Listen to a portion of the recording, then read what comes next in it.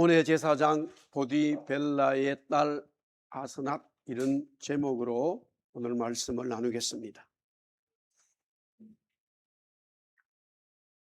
1945년 8월 15일 우리 나라가, 조선이 해방을 맞이합니다.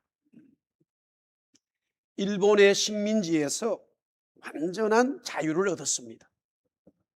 많은 분이 이 자유를 위해 싸웠고 헌신했습니다. 자신들의 죽음도 두려워하지 않았습니다.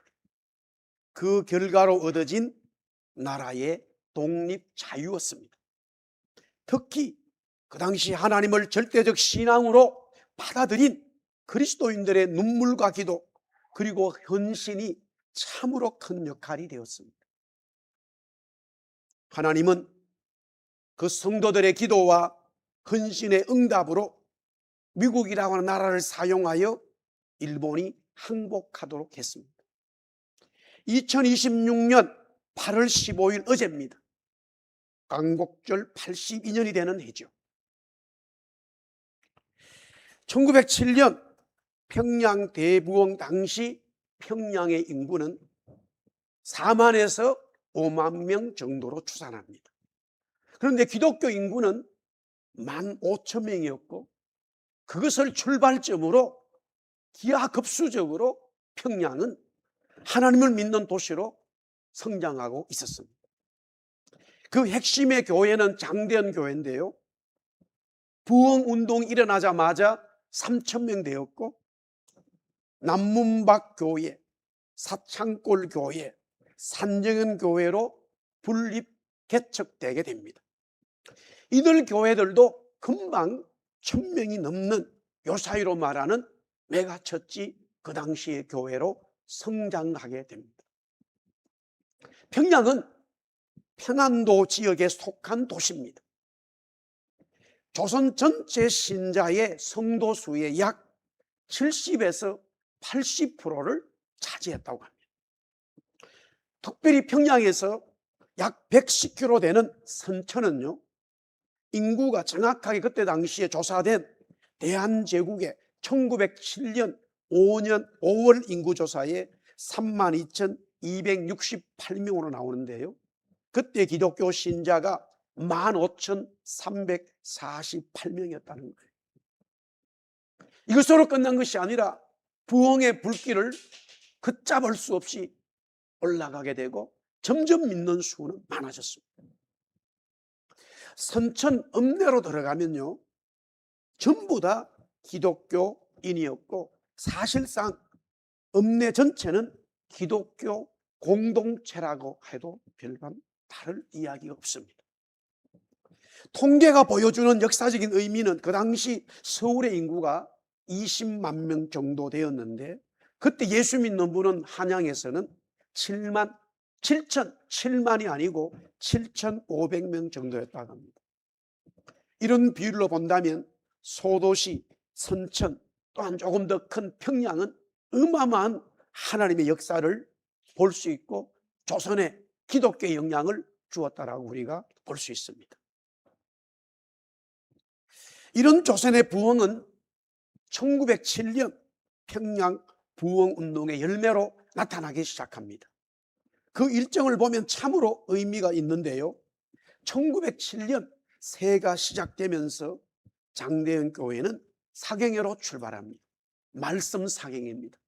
우리 민족은 하나님의 말씀을 배우고 하나님의 말씀을 전하고 하나님의 말씀을 운반하고 하나님의 말씀에 아주 특이한 특별한 특심의 신앙의 모습을 가지게 됩니다.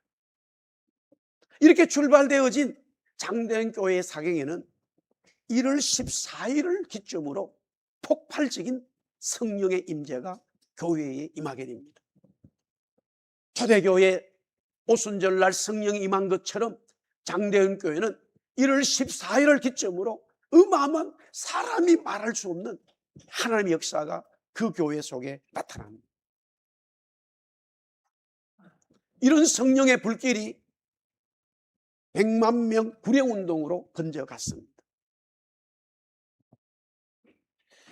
그런데 100만 명 구령운동이 1909년 9월부터요 1911년 3월까지 진행됐는데, 초교파적으로 조선을 하나님의 나라로 만들자, 100만 명 이상의 예수 믿는 신도를 만들자라는 슬로건이었습니다. 그런데 1910년 한일 합방이 일어나고요, 일본 제국이 대한제국을 주권을 강제로 빼앗고 완전한 식민주로 삼게 됩니다. 1910년 8월 22일이 조약이 체결되고 8월 29일 7일 뒤에 공포되면서 대한제국은 법적으로 멸망되었고요, 35년이라고 하는 일제의 강점기를 맞이하게 됩니다. 하나님은 이런 조선의 암울함을 이미 아셨기 때문에, 주관자잖아요. 우리 조선에 강력한 부흥을 주셨고 나라를 섬기고 대항할 수 있는 능력도 교회 위에 성도들에게 주신 것입니다. 조선은 하나님께 은혜를 입은 민족이 되었습니다.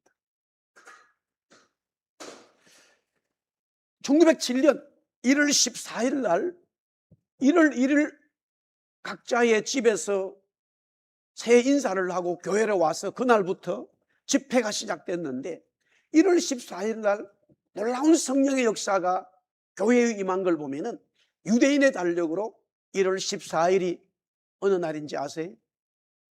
6월절입니다. 물론 태양요로 바꾸면 그건 3월에 해당되지만, 하나님은 시작하는 그 해에 1월 14일 날 장대한 교회에 오순절 같은 하나님의 은혜를 주신 거예요. 하나님의 철저한 계획과 하나님의 섭리가 있다라고 볼 수 있는 대목이죠. 요셉이 형들에 의해 이집트의 노예로 팔려갑니다.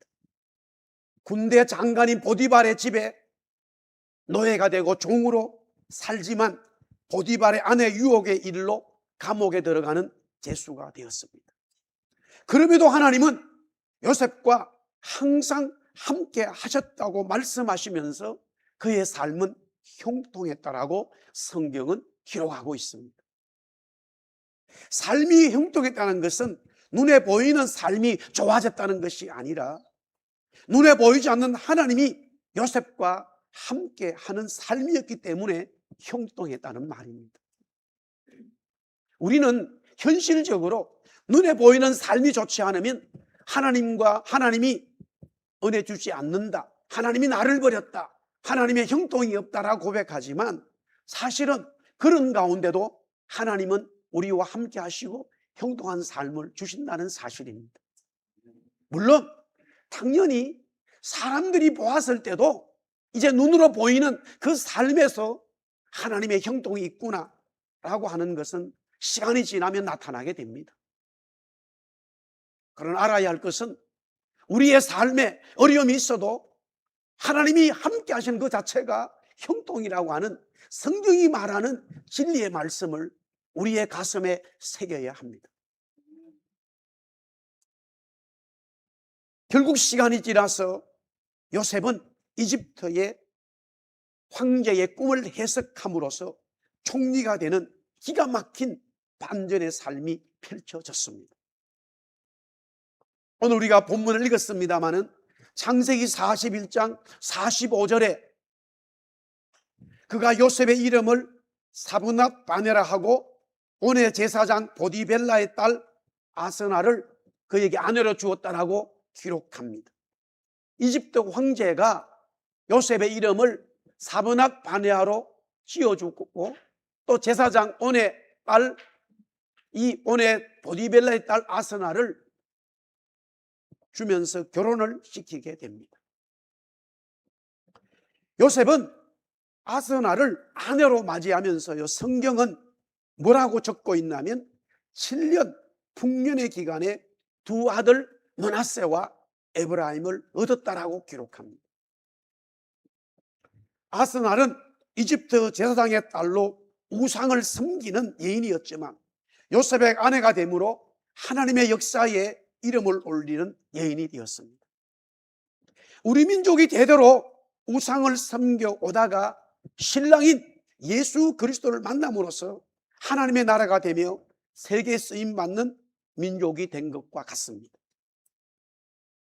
제가 81주년 광복절을 맞이하면서 이 말씀을 준비한 이유가 여기에 있습니다. 당연히 성경은 요셉을 중심으로 기록하고 있습니다. 왜냐하면 요셉이 그리스도의 중심이기 때문입니다. 그러나 그 그리스도의 중심의 삶 속에서 온의 제사장 보디벨라의 딸 아스날이 요셉의 아내가 됨으로써 하나님의 역사를 이루었다고 하는 것은 중요하게 다루어야 될 성경의 내용입니다. 자, 먼저 아스낫, 그녀의 이름을 봅니다. 아스날의 이름의 뜻은 태양신에 속한 자, 태양신의 종이라는 의미가 있습니다. 황제의 중매로 요셉과 결혼합니다. 유대교의 전성에 따르면 아스날은 요셉의 아내가 되므로 자기가 섬겼던 이집트의 모든 우상들을 버리고 금식하고 눈물로 회개하고 하나님을 믿었다라고 전해지고 있습니다. 요사이 결혼은 대부분 당사자들이 남자가 여자를 만나고 여자가 남자를 만나서 부모님에게 허락받고 심지어 부모님이 허락하지 않아도 결혼을 해버린 그런 일들이 허다합니다. 자, 여기까지만 얘기하고, 그런데 또한 어른들이 야, 갑돌이하고 갑순이하고 만나 봐라 이렇게 제안을 하면은 어른들이 결정한 게 아니라 본인들이 그럼 만나보고 카톡도 하고 해서 목사님, 아버지, 장로님, 우리가 이렇게 두 사람을 연결시켜 줬는데 결혼하겠습니다. 이렇게 일어나지요. 그러나 그리 오래된 이야기도 아닙니다. 우리 민족의 역사도 자녀들의 결혼은 자녀들이 결정한 게 아니라 누가 결정했어요? 부모님들이 결정했습니다. 부모님들이 양쪽 가문을 보고 친척을 보고 그 됨됨이를 보고 조사하여 갑돌이와 갑순이의 결혼을 결정하고 통보함으로써 부모님에게 절대적으로 순종하는 결혼이었습니다. 고대도 마찬가지인데 지금 요셉과 이 아스날은 결혼에 대한 결정권이 없고 황제가 중매함으로써 이 결혼이 성사되었습니다. 자, 여기서 아스날은 고향이 온입니다. 온은 고대 이집트의 도시로 종교 문화, 학문의 중심지였고요. 특별히 태양신 숭배의 중심 도시로 여겨져서 가장 신성한 곳입니다. 지금 현대에는 그 도시가 다 지하로 묻혀 있고 남아있는 것들이 바로 피라미드 그리고 스핑쿠스가 있는 거기가 온이라고 말합니다.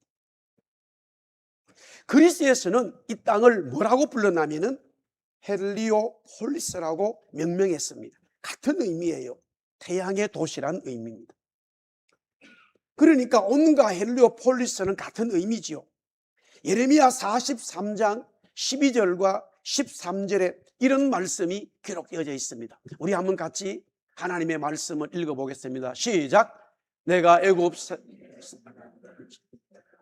느부갓네살이 그들을 불살하며 그들을 사로잡을 것이요 목자가 그의 몸에 옷을 두름같이 애굽 땅을 자기 몸에 두르고 평안히 그곳을 떠날 것이며 13절입니다. 그 다음에 그가 또 애굽 땅 베스메스의 석상들을 깨트리고 애굽 신들의 신당들을 불사르리라 하셨다 할지니라 하시니라. 아멘. 여기에 나오는 단어 베스메스가 바로 이집트의 온 지명을 말하고 있습니다. 오늘 여기 본문에 나오는 내용대로 바벨론의 느부갓네살이 애굽을 무너뜨리고 애굽이 섬기는 모든 신들을 석상들을 다 느부갓네살이 없애버린다고 하는 것, 예언의 말씀을 하나님이 주신 것입니다. 그러나 우리가 전체적인 성경을 본다면은 모든 세상의 우상들은 누가 없애야 되는가? 모든 세상의 우상들을 누가 없애기를 원합니까? 하나님은 하나님의 백성들입니다. 아멘. 그래서 모세 시대에 이스라엘 백성들이 출애굽할 수 없는 능력입니다. 그렇지만 하나님의 능력으로 애굽을 빠져나오면서 하나님은 10가지의 재앙을 그 땅에 심판으로 주셨죠. 그 땅에 일어난 10가지 재앙을 순서대로 보면은 전부 다 이집트 사람들이 섬기는 신들의 레벨이었습니다.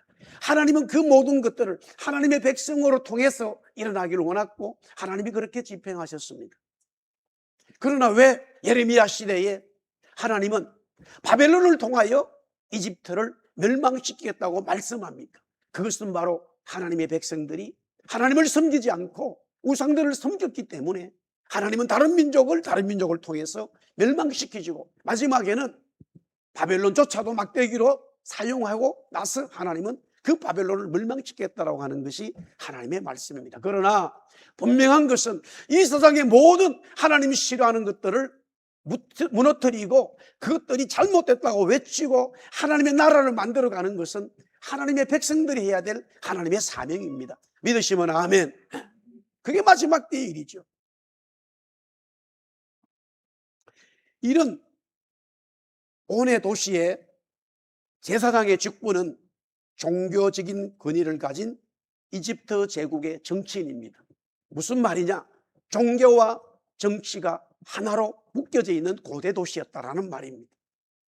역사적으로 보면 이집트는 모든 일을 할 때에 항상 제사장이 태양신에게 제물을 드리고 제사의 의식 이후에 정치적인 일들, 건축의 일들, 모든 일들이 집행되어졌습니다. 이런 제사장들은 방대한 토지를 소유하고 최고위 통치 엘리트 계급의 신분자입니다. 여기서 이집트 황제가 요셉을 온의 제사장 사위로 삼게 한 것은 이방인이면서 노예 출신인 요셉을 이집트 최고 명문 가문과 혼인을 시킴으로써 총리로서의 정치적 정당성과 사회적 신분을 확실히 보장하고자 하는 의도였습니다. 오는 이 도시는 수많은 학자, 천문학자, 철학자가 있었던 종교 대학 도시였습니다. 그리스 천학자 플라톤과 피타고라스도 이 온에서 머물며 이집트 제사장들에게 천문학, 기하학, 수사학, 철학을 배웠다고 합니다.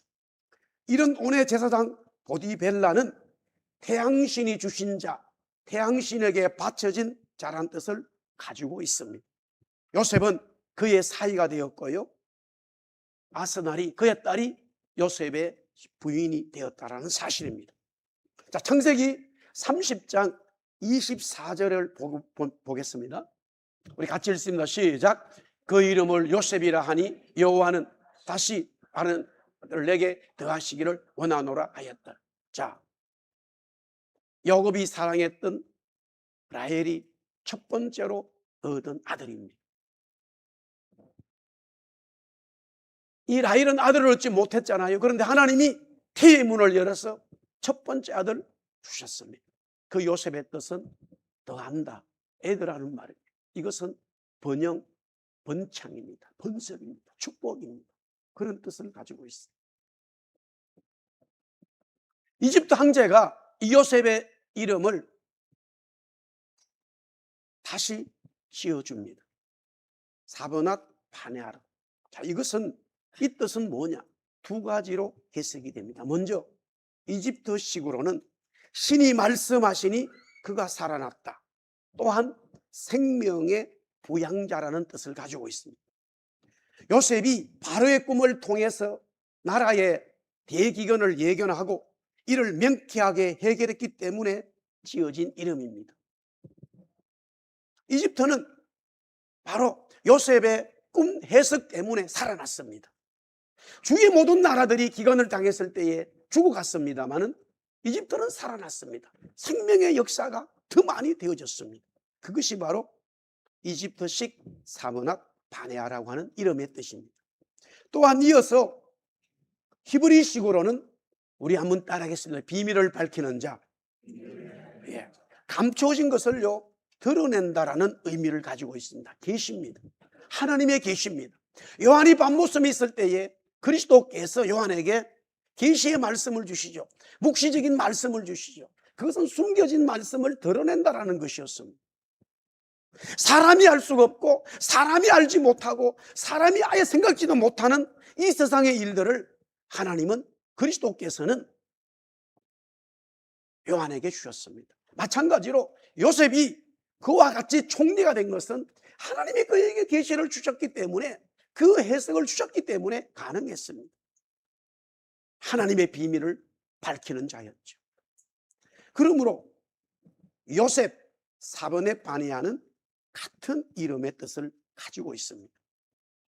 하나님의 계시로 이집트를 살리고 번성하게 한 생명의 부양자가 요셉이고 사번의 바니아입니다. 여기에 아스날은 이런 요셉, 즉 사번아 바니아를 남편으로 맞이하게 되죠. 여기서 중요한 것은 그녀의 선택이 아니라 황제가 직접 지명함으로 된 결혼이었습니다. 이름대로 요셉이 가는 곳은 번성했습니다. 살아났습니다. 보디발의 집이 번성했습니다. 감옥의 생기가 돌았습니다. 이집트가 요셉으로 번성되었고 요셉으로 말미암아 살아났습니다. 주위의 모든 나라들은 기근으로 죽어갈 때 이집트는 오히려 살아났습니다. 번성해졌습니다. 요셉 때문이지요. 물론 이런 요셉이 되도록 한 것은 하나님입니다. 하나님이 요셉을 사용하시고 함께 하시기 때문이죠. 아스날은 이런 요셉을 만났습니다. 태양신에게 바쳐진 아스날이 태양을 만드신 하나님을 남편 요셉 때문에 만나게 된 겁니다. 아스날은 요셉으로 진정한 하나님을 알게 되고 깨닫게 되고 경험하게 된 것이죠. 아멘. 여기서 우리 민족은요, 아스날과 마찬가지로 온갖 우상들을 섬겼습니다. 그러나 신랑이신 예수님을 만나서 그 모든 우상을 버리고 하나님을 섬기는 민족으로 거듭났습니다. 1903년 원산, 1907년 평양, 1909년 100만 명 구례운동이야말로 조선이 살아나는 역사의 현장이 되었습니다. 예수님을 만난 조선은 번성적 부흥이 되었죠. 우리 민족이 택한 것이 아니라 하나님이 우리 민족을 택하셨기 때문에 일어난 하나님의 은총이었습니다. 아들 예수 그리스도를 하나님은 우리 민족에 주심으로써 우리 민족은 주님의 신부가 됩니다. 그 어떤 민족도 하지 못했던 우상들을 가감히 버렸죠. 고린도 교회의 성경을 보면은 바울이 이런 얘기를 합니다. 우상의 음식 어떨 때는 묻지 말고 그냥 먹어라. 내 양심이 괜찮다라고 말했습니다. 예, 그렇습니다. 그러나 혹이라도 나는 괜찮은데 다른 사람이 목사님이 저 우상 음식 먹네 그러면 먹지 말아라고 가르쳤습니다만은 우리 민족은, 저는 어릴 때 이것보다 우리 민족 더 한 단계의 교육을 했습니다. 떡이 왔습니다. 선생님이 저에게 가르쳤고 우리 전도사님이 그렇게 가르쳤습니다. 묻지 말고 받지 말아라. 반드시 물어보라고 가르쳤습니다. 왜요? 잘 모르시는 모양이네요. 도시에 살아가지고 제사 안 드려봤어요? 대부분 다 우리 동네는 제사를 섬겼습니다. 예수 안 믿었기 때문에. 그래서 돌려보내라는 겁니다. 먹지 말라는 겁니다. 배가 쫄쫄 굶어가 꼬락꼬락 해도 물 먹었지 그 빵 떡이지요. 가져 안 먹었습니다. 돌려보냈습니다. 친구와의 문제가 생기고 가족 간의 문제가 생기고 동네에서 문제가 생겼지만 결국에는 아무도 예수 믿는 사람들은 거기에 동참하지 않았습니다. 특별히 시골에는요, 나무도 섬기고 돌도 섬기고 우리 동네도 별거 다 섬겼습니다. 그러나 개인적으로 섬기는 제사도 있지만 동네가 함께하는 제사들이 많았습니다. 다 모여야 됩니다. 공적으로 모여야 됩니다. 그러나 예수 믿는 분들은 아무도 가지 않았습니다. 선생님들이, 교회 선생님들이 우리 보고도 가지 말라고 그랬습니다. 동네에서는 저 예수쟁이 때문에, 저 교회 때문에 우리 동네가 망한다고 많은 손가락질을 했습니다. 그러나 그 누구도 받아들이는 사람이 없습니다. 교회 신앙생활을 시작하면서 다 우상을 버렸습니다. 믿으시면 아멘. 사실입니다. 그것은 멀리 갈 것도 아닙니다. 저도 어릴 때 그런 생활을 철저하게 교육을 받았습니다. 지금 생각해 보면 조금 더 플렉시블하게 성경에서 이미 바울이 고린도 교회에 주신 말씀들 해도 전혀 문제가 없었지만 우리 민족은 한 발짝 더 나가서 아예 하나님의 우상 자체 근처도 가지 말라고 가르쳤습니다. 그것을 잘했다 못했다 어떤 말을 하기 전에 하나님은 그런 우리 민족의 신앙을 예쁘게 보셨습니다. 귀하게 여기셨습니다. 할렐루야. 그것이 복받은 비결이었습니다. 옆나라 일본은 아직도 800만이라고 하는 우상 덩어리를 섬기고 있습니다. 종종 선교사님들이 많은 이야기를 합니다. 일본 사람들이 나 예수 믿습니다 라고 고백하는데 그걸 잘 들어봐야 됩니다. 삶을 봐야 됩니다. 예수님을 800만 중에 하나로 또 받아들이는 거예요. 모든 신들을 섬기는 중에 예수 신도 받아들이는 거예요. 그렇기 때문에 예수님을 믿는다라고 말하는 거예요. 그런 일본인들이 많습니다. 그러나 성경이 말하는 정말로 예수님만 믿는, 예수님만 사랑하는 그런 신앙인이 잘 없습니다. 그렇기 때문에 일본에서 현지 교회가 50명만 모여도요, 지금 한국의 5만 명 교회와 맞먹는 대형 교회가 됩니다. 우리 민족은요, 복음을 받아들이면서 5,000년 역사를 가진 그 우상을 하루쯤에 싹 정리해버렸습니다. 예수 믿고 부흥의 날요, 저도 어릴 때 어른들 안 믿던 분들이 부흥에 와가지고 예수 믿는 거 보면요, 막 은혜 받고 기도하고 돌아가자마자 집에 있는 거 싹 새끼줄부터 해가지고 별거 다 있습니다. 싹 정리하고요, 10년 동안 다 정리하고 다 불태우고요, 그리고는 창문 열어놓고요, 찬송하고요, 할렐루야. 저는 그걸 어릴 때 자주 봤습니다.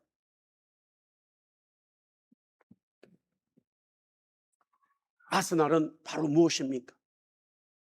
요셉을 만남으로써, 남편 요셉을 만남으로써 자기 아버지가 제사장이었지만 그녀는 요셉 남편 때문에 태양신을 버리고 태양을 만드신 하나님께로 돌아왔다라는 사실입니다. 그러나 성경의 역사를 보면서 어떤 일이 벌어집니까? 하나님의 백성들이 다시 태양신을 섬기는 이런 어리석은 일들이 있었기 때문에 하나님은 하나님의 백성들을 멸망의 구렁텅이로 밀어넣었던 것입니다. 계속해서 므낫세와 에브라임입니다. 창세기 41장 50절에 흉년이 들기 전에 요셉에게 두 아들이 태어났습니다. 성경은 분명히 기록합니다. 온의 제사장 보디벨라의 딸 아스날이 그에게서 낳았다라고 말합니다. 요셉은 아내 아스날을 통해서 두 아들을 얻었습니다. 므낫세와 에브라임이죠. 두 아들을 얻은 것은 흉년이 들기 전이라고 성경은 중요하게 기록하고 있습니다. 7년 대풍년이 있을 때 아들 둘이를 얻은 것입니다. 힘들 때가 아니라 복이 넘치는 시간입니다. 하나님은 하나님의 백성들에게 복을 주시는 하나님의 역사가 시작되면 하나님은 넘치는 복을 주신다는 사실입니다. 얼마나 많은 고통과 고난이 요셉에게 있었습니까? 창세기 41장 51절에 그렇게 말합니다. 므낫세를 얻고 난 다음에 요셉은 하나님이 내게 내 모든 고난과 내 아버지의 온 집이를 잊어버리게 했다라고 고백하면서 므낫세라고 지었습니다. 그의 삶이 얼마나 힘들었다는 것을 이 아들의 이름을 통해서 우리는 알 수 있습니다.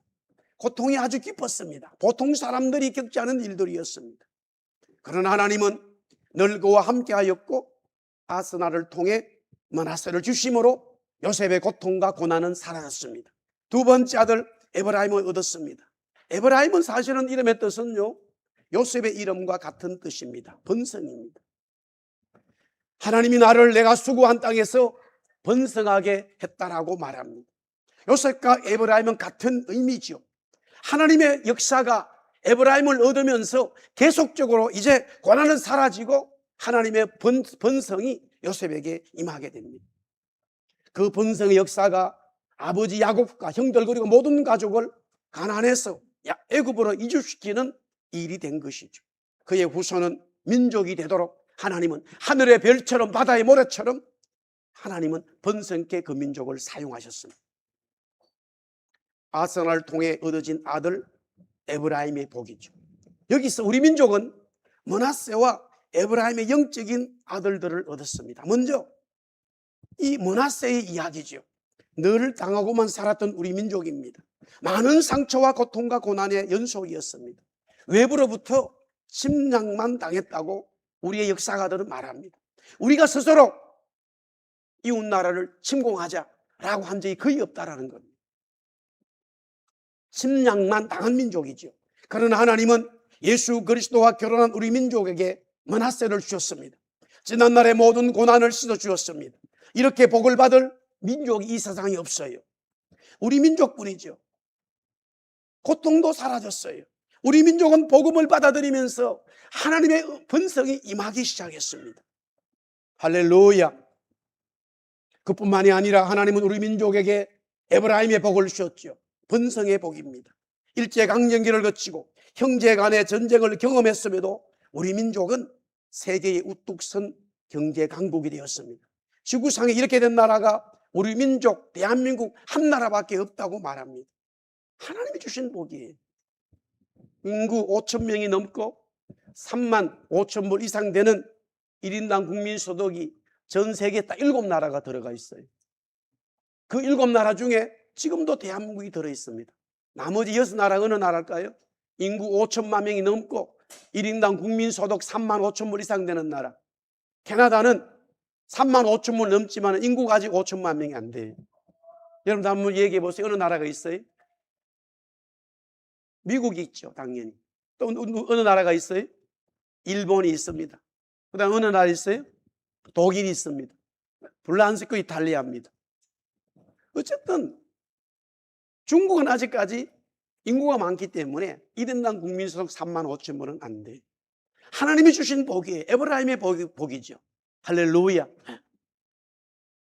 제가 지난번에도 말씀드렸습니다마는 이번에 고향교회 가서 예배 드리고 식사를 하는데 우리 교회에서 먹는 식사는 거의 홈레스 피플 수준이다. 뭐 이렇게까지 너무 또 비하가면 안 되지만 할 음식이 뭐 엄청나게 나온 거예요. 반찬이 막 5, 6개하고 육개장이 나온 거예요. 그래서 제가 와서 이분들이 특별히 준비했구나 하고 굉장히 좋아했는데 목사님 때문에 온 거 우리 지난주 더 잘 먹었습니다 그러더라고.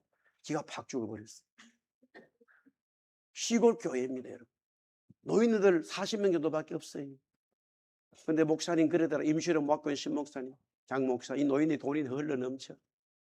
정부서 주고 여기 나가주고 여기 앞에 교회 앞에 우리 집이 조그마한 집이 하나 있어요. 그 앞에 정자가 있어요. 사람은 5명 앉는 자리. 그거 나가서 한 일주일에 2번 닦는데 나갈 때마다 5만 원씩 준다는 거예요. 자기들이 놀아요 거기서. 근데 5만 원 받아요. 야, 얼마나 그냥 대한민국이 돈을 그렇게 주는지. 어쨌든 복을 받은 나라예요. 식당 가도 막 엄청나게 잘 먹고. 야, 집집마다 차 다 있어요. 노인들 다 운전합니다. 남자들. 자가용 다 있습니다. TV도요. 삼성, LG 제일 큰 TV 다 있어요. 안 믿어지시는 모양이죠. 하나님이 얼마나 우리 민족 복을 주셨다는 걸 설명하는 것뿐이에요. 할렐루야. 제 결론의 말씀을 드리겠습니다. 근데 므낫세 에브라임은 고통이 사라지고 복을 받았다는 이름이잖아요. 그러나 세월이 흐르면서 어떤 일이 벌어집니까? 므낫세 에브라임 북쪽 이스라엘의 핵심 지파였어요. 하나님의 은혜를 망각하고 하나님을 대적하잖아요. 그 결과 북쪽 이스라엘은 아수르에게 망하였고 그 위로 같은 민족의 유대인들부터 이방인들보다 더 심한 멸시를 당하는 상황이 되고 말아요. 이렇게 된 것은 다른 이유가 아닙니다. 하나님을 섬기지 않고 이방신들을 섬긴 죄악의 결과입니다. 마찬가지로 우리 민족이 하나님으로부터 받은 은혜를 망각하고 우상에 빠진다면 하나님은 우리 민족을 버릴 것입니다. 유대인도 하나님이 택한 유대인도 버려버렸어요.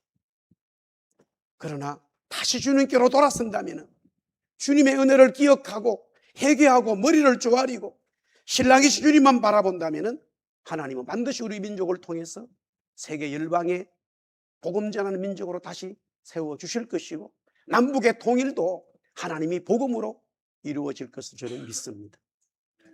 광복 81주를 맞이하면서 이민자의 한 사람으로 한 목회자로 주님의 마음을 나누고 전합니다. 절대로 하나님을 저버리면 안 됩니다. 하나님을 배신해서는 안 됩니다.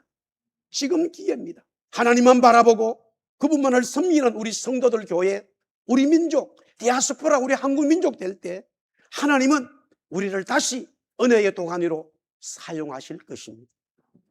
한 가지 이야기만 하고 마치겠습니다.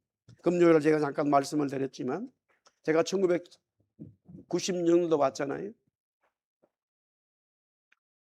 그때에 저와 친구들 또 저를 알고 있는 분들이 선배들이 5만 원씩 10만 원씩 제 통장에 한국 통장에 도와주었습니다. 그것을 여기서 받아서 캐나다 돈으로 환산하면 700불에서 한 750불 됐습니다. 1달러 한 560원, 600원이 되지 않았기 때문에 그렇게 제가 생활을 아주 기본적이지만 그래도 살 수 있었습니다. 그렇게 96년도가 지나고요. 97년도 맞이하면서 겨울이 지나고 봄이 되고 여름이 되면서 가을이 되어졌을 때입니다. 기도하는 중에 혹시 여러분들 오해 없으시길 바라요. 장로교 목사가 그런 이야기해서. 그러나 저는 그런 걸 경험했기 때문에 말씀드리는 거예요. 주님이 멋진 양복을 입고 기도하는 제 앞에 나타났습니다. 그리고는 저에게 봉투 하나를 내밀었어요.